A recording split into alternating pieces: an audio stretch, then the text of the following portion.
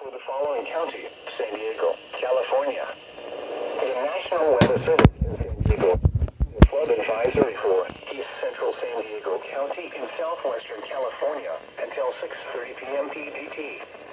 At 4:32 p.m. PDT, Doppler radar indicated heavy rain due to thunderstorms. Minor flooding is ongoing or expected to begin shortly in the advisory area. Some locations that will experience flooding include Highway S1 between Lake Cayamaca and Mount Laguna and Highway S2 between Shelter Valley and Agua Caliente. Flash flood warning for the following county: San Diego, California. Flash flood warning remains in effect until 5:15 p.m. PDT this afternoon for central San Diego County.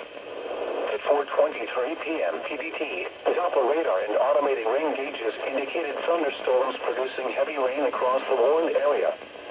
Between 1 to 3 inches of rain have fallen. Additional rainfall amounts of 0.25 to 0.5 inches are likely in the warned area. Flash flooding is ongoing or expected to begin shortly. Hazard: life-threatening flash flooding. Thunderstorms producing flash flooding. Source: radar and automated gauges.